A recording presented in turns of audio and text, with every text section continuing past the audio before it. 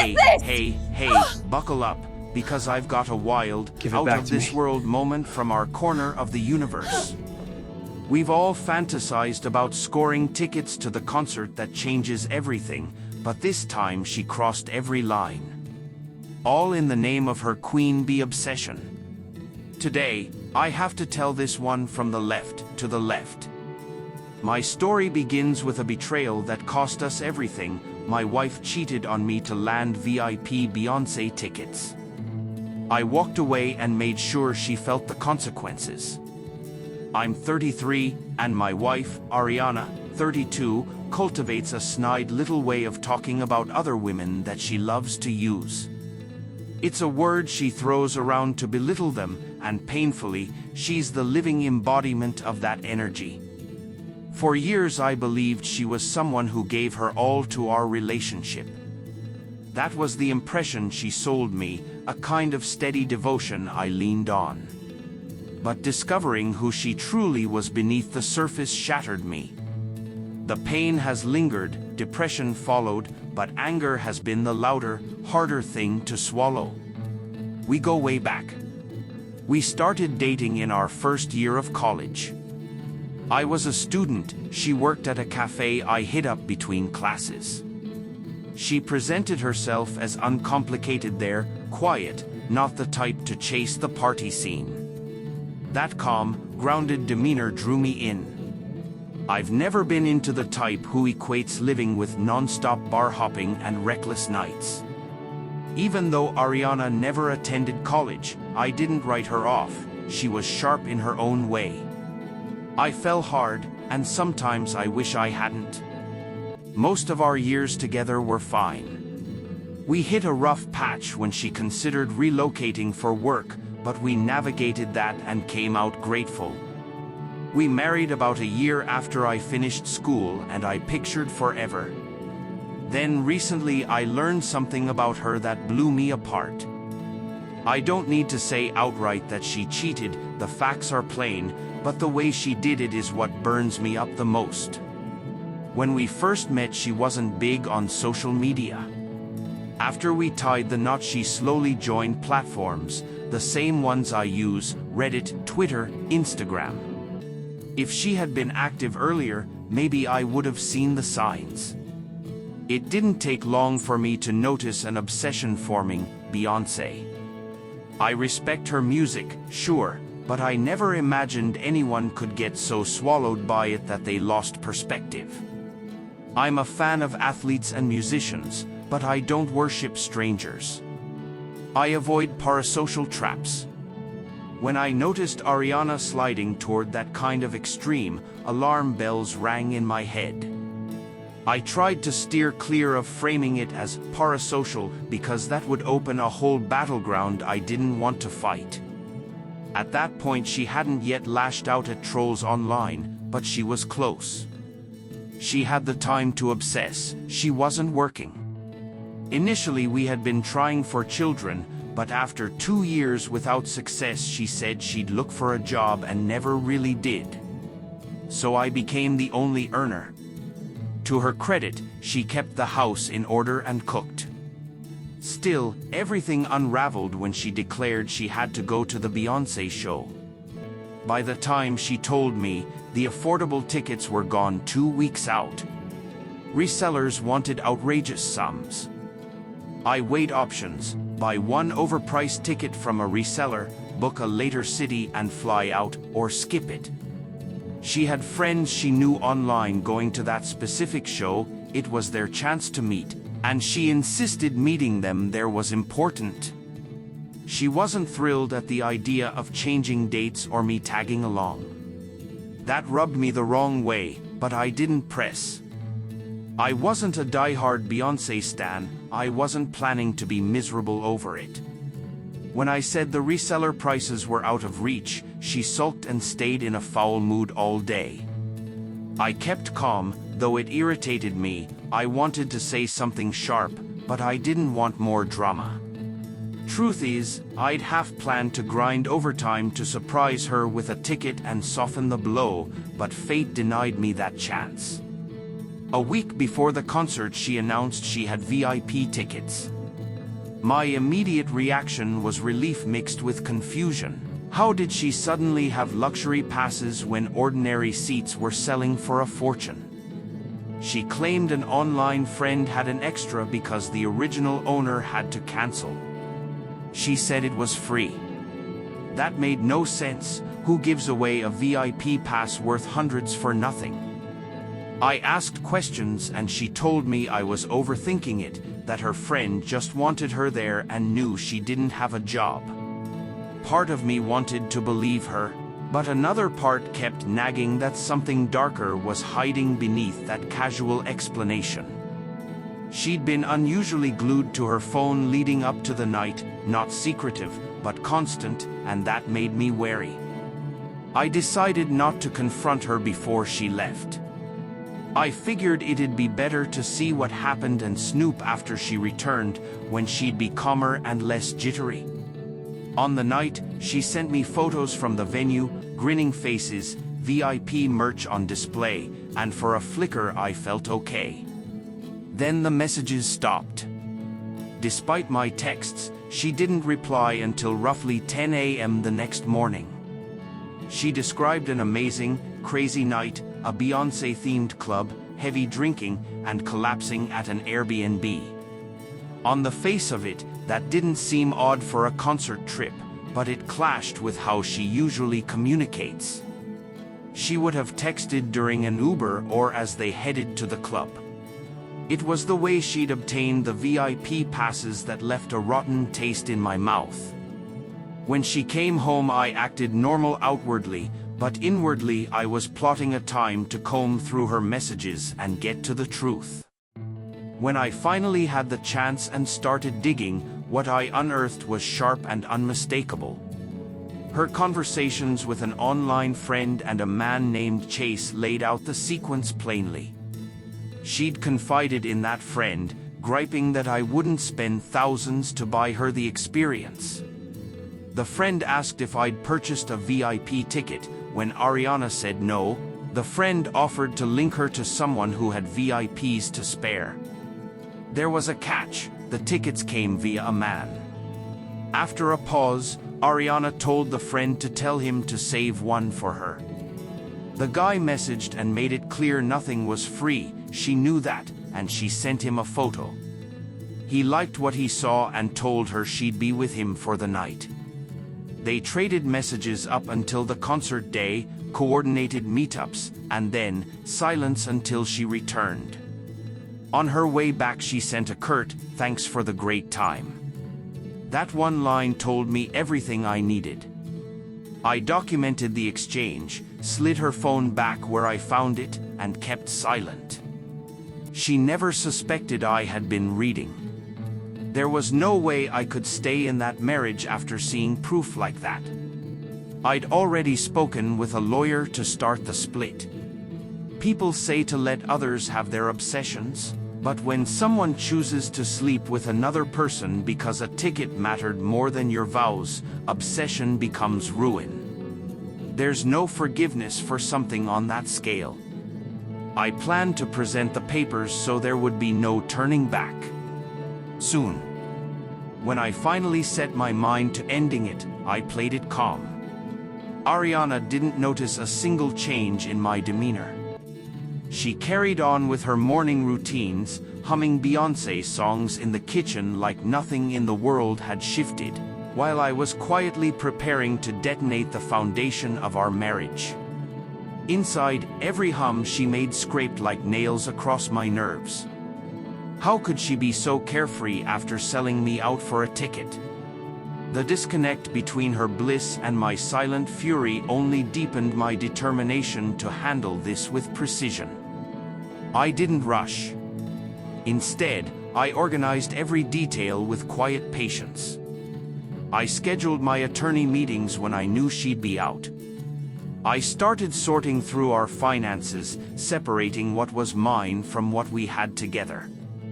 Each action gave me a strange blend of heartbreak and liberation, like I was reclaiming my own life piece by piece. Nights were the hardest. She would curl up next to me, her head on my chest, while I lay there staring at the ceiling replaying that message she'd sent. "Thanks for the great time." Those 5 words branded themselves into my memory. I wanted to shout, to push her away, to demand answers, but instead I let silence do the work. Silence was my weapon. A few days after the concert, she brought it up casually at dinner.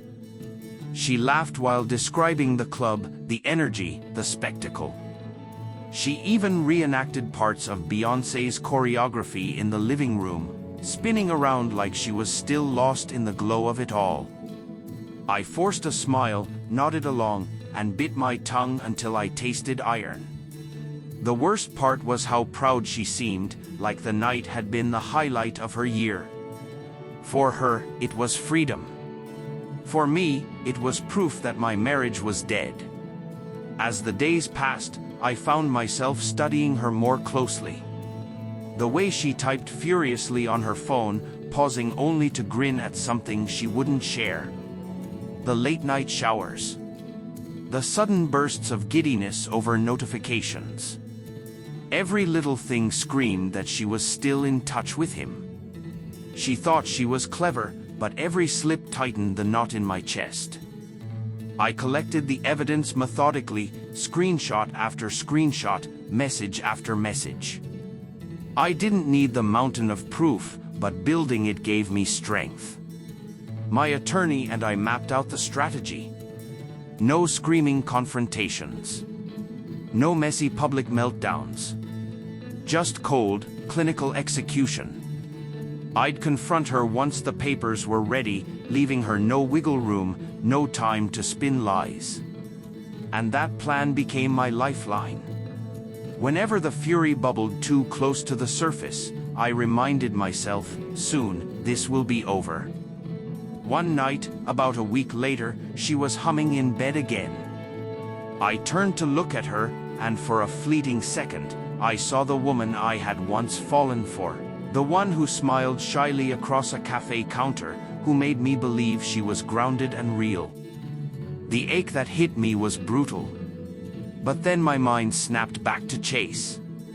To her decision to give herself away in exchange for a wristband.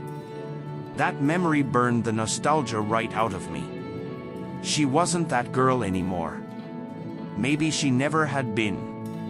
The day the divorce papers were finalized, I felt lighter. I came home that evening carrying the envelope, my heart pounding in my chest. She was on the couch, scrolling through Instagram reels, oblivious to the storm about to hit. I sat across from her and slid the papers onto the coffee table. She blinked, confused, then picked them up. As her eyes darted across the words, her face drained of color. "What is this?" she whispered. "You know what it is," I said, my voice low but steady. Her hands trembled. She tried to laugh it off, then grew defensive, asking why I was being so dramatic, why I wouldn't just let it go. I didn't raise my voice. Instead, I leaned back and told her I knew everything. I told her about the messages, the photos, the deal she made with Chase. The way her lips parted, her denial dying before it could even form, was almost satisfying. She realized in that instant she'd been caught without a single escape route. Tears streamed down her cheeks as she begged me to reconsider. She swore it had been a one-time mistake, that she'd been drunk, that she hadn't been thinking straight. She said it didn't mean anything, that she only wanted to see her idol. But none of that mattered anymore. Whether it meant nothing to her didn't erase what it meant to me: betrayal, disrespect, humiliation. I told her I was done. She crumpled onto the couch, sobbing, clutching the papers like they were her last lifeline. I stood, walked into our bedroom, and began packing a bag. Each item I folded felt like reclaiming a part of myself. She followed me, pleading, grabbing my arm, insisting she'd change, that she'd cut off all contact with him. I shook her off gently but firmly. My decision was final. when I left that night, stepping into the crisp air with my bag slung over my shoulder, I felt both hollow and free. Hollow because the dream of forever with her was gone, free because I finally chose myself over her lies. The marriage had ended, not with fireworks or explosions, but with the quiet certainty of a door closing. And as I walked away, I realized something powerful. Betrayal doesn't just break you, it teaches you. It teaches you who you are when the person you trusted most turns their back on you. It teaches you that silence can be louder than rage. And it teaches you that sometimes the bravest thing you can do is leave. Walking away wasn't the end. It was the beginning of a storm that tested me in ways I never expected. Ariana didn't just vanish from my life quietly, she fought, clawed, and tried to drag me back into the mess she'd created. The day after I left, my phone buzzed non-stop with calls and messages.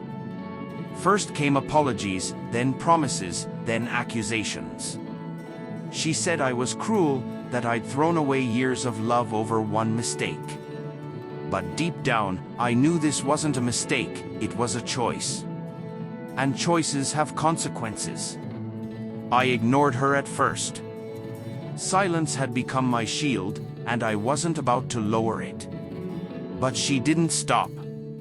She reached out to my family, painting me as cold and heartless. She told friends I had abandoned her without warning. She twisted the story until it almost sounded believable to anyone who hadn't seen the proof. Yet I had the truth saved, screen by screen, ready for anyone who dared question me. Eventually, I sat down with my parents and siblings to explain. I showed them the screenshots, the messages, the photos. Their faces shifted from disbelief to anger to sympathy. They told me I had done the right thing, that no one should have to sacrifice self-respect for the illusion of love. Their support gave me strength, but it didn't erase the ache that gnawed at me in the quiet hours. Nights alone in my new apartment were heavy, haunted by memories of what we once had. I missed the version of her I thought was real, the woman who made me laugh, who hugged me tight when I came home exhausted. But I couldn't miss the woman who betrayed me. That version was a stranger. As weeks turned into months, Ariana's desperation grew. She tried guilt, claiming she couldn't survive without me. She tried anger, accusing me of ruining her life. Once, she even showed up outside my workplace, tears streaming, demanding I talk to her. I walked past her, head held high, because engaging would only pull me back into her chaos. Still, my hands shook afterward. It's one thing to leave someone, it's another to stare their pain in the face and keep walking. But I had to remind myself, she hadn't thought twice about my pain the night she sold me out for VIP access. Therapy became my lifeline. At first, I resisted, thinking I could handle the weight alone. But sitting in that room, unpacking everything, I realized how deeply the betrayal had cut. My therapist told me something I'll never forget: you can't control what she did, but you can control how you rebuild. That sentence changed everything. It shifted my focus from her actions to my healing. I stopped checking her social media. I stopped asking mutual friends how she was. I let her fade into the background of my life. One evening, months later, I saw a headline about Beyoncé's tour ending. It hit me like a wave. That single night had destroyed my marriage, my trust, my sense of stability. All for a concert. And yet, in that moment, I realized it wasn't about Beyoncé at all. It was about choices, values, and priorities. Ariana had chosen fleeting excitement over lifelong commitment. She had chosen a night of thrill over years of loyalty. And I had chosen to walk away rather than let her betrayal define me. Looking back now, I don't see myself as a victim. I see myself as someone who faced the unthinkable and refused to crumble. I chose dignity over despair, self-respect over self-deception. And though it hurt like hell, it also freed me. Sometimes, I think about the younger version of myself, the one who met her at that cafe, who fell for her quiet charm. I want to tell him, she isn't who you think she is. Don't let the illusion blind you. But I also know that version of me needed to learn. He needed to feel the burn of betrayal to understand his own worth. The last time I heard from Ariana was an email. She wrote that she had been in therapy too, that she finally understood what she'd thrown away. She said she regretted everything, that no concert, no idol, no fleeting thrill could ever compare to what we had. For a moment, I felt a flicker of sadness, sadness for her, sadness for us. But regret doesn't undo actions. It doesn't erase the nights I lay awake replaying her betrayal. It doesn't heal the wound she carved into me. I didn't reply. I don't think I ever will. Some doors are meant to stay closed, no matter how hard someone bangs on them. And as I move forward, I've come to understand something important. Sometimes the harshest betrayals give birth to the strongest versions of ourselves. This is my story, not of loss, but of reclamation. Not of weakness, but of strength. Ariana thought she broke me. But in the end, she only pushed me to rebuild stronger than before. And if you're listening, carrying your own heartbreak, let me leave you with this: betrayal isn't the end. It's the beginning of becoming who you're meant to be.